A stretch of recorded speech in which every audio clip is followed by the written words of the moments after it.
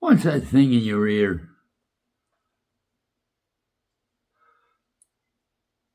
Welcome to The Peace Place with Phil. I'm Phil.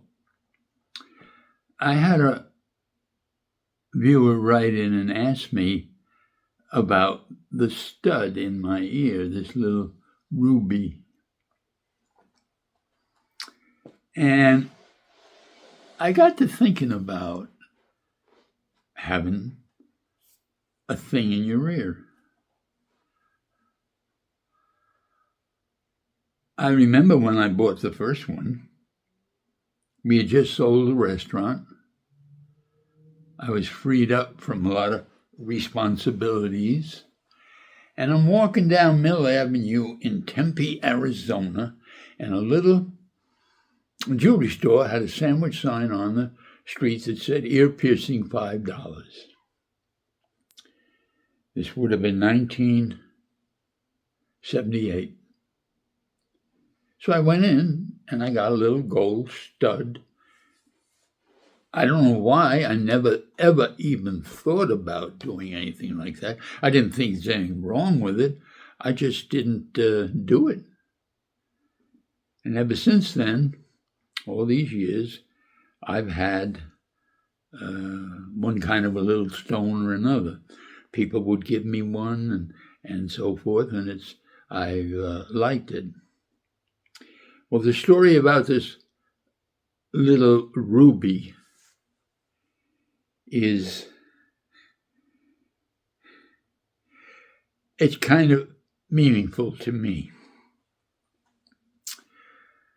My wife Anna passed away, and I was disposing of a certain amount of her estate. We hadn't been married for quite a few years, but over the span of knowing each other was 43 years of a dear friendship. I held her hand while she passed from us. And among the things there was her jewelry, which she specifically said, I'm giving you all my jewelry. And she liked to collect things and have a few pieces that were nice. Now, I had been selling stuff on Etsy, and I've been using the advice from my dear long-term friend, Bobby Thomas, who had more experience and knew the value of things so much better. He's a collector, he's passed sadly, and ran estate sales, and he knew values. So he was my expert.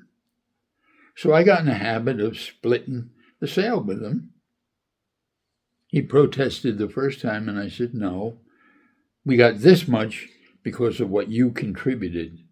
And that was our relationship. Well, he saw this ring of Anna's with the rubies, 3. And he said, I was trying to get $200 for it. And he said, you're going to split that like everything else? I said, sure. So he said, will you take 100? I said, you bet. And about a month later, I'm over his place for coffee, and sitting on the table the coffee table where I normally sit, was this little ruby stud. And I said, what's that? He said, well, when I had one made for me, I had one made for you, because I thought you'd really like to have something of Anna's with you all the time. He was right. It's very meaningful to me.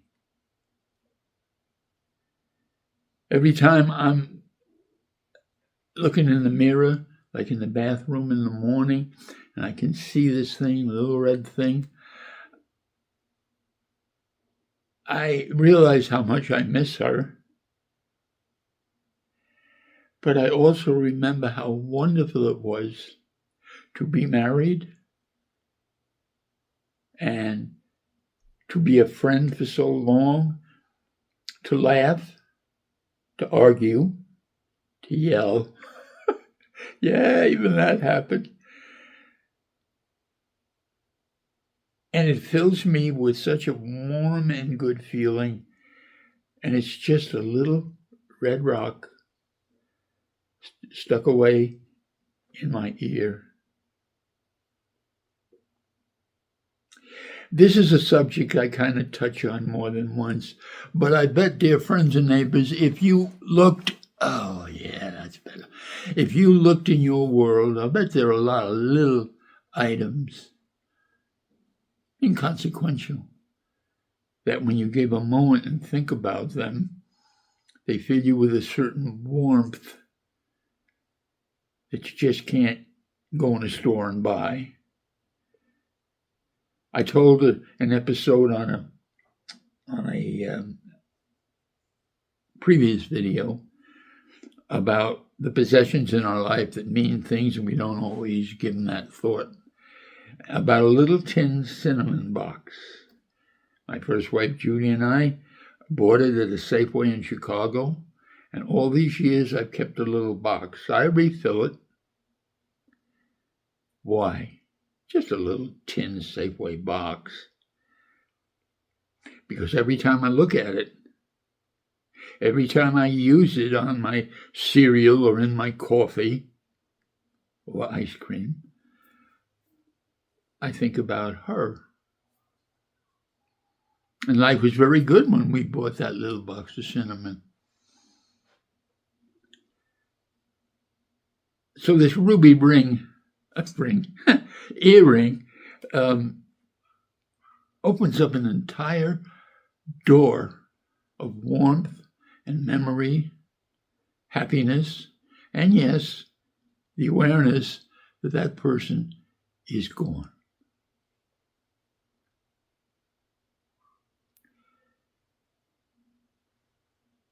They say for every laugh there's a tear. Well, I gladly shed this tear for the value of that warm memory. Look at some of the inanimate objects in your life, little things like an hair stud, that might have a connection to a wonderful time, a good memory, a love, success, all kinds of things, and put it in your world. Put it on the table where you sit and have your evening TV and such. Put it in your pocket. Carry it like a fetish, one of those little things you find on Indian jewelry, little carvings of animals and such. And realize this is a link, a real, genuine link to what was a good time. And as I said, most good times do have some tears too. Remember the good times, and maybe it'll put a little lift in your step for that day. Maybe it'll bring a little smile to your heart. Thank you for viewing, tuning in. I hope you have a wonderful week. God bless.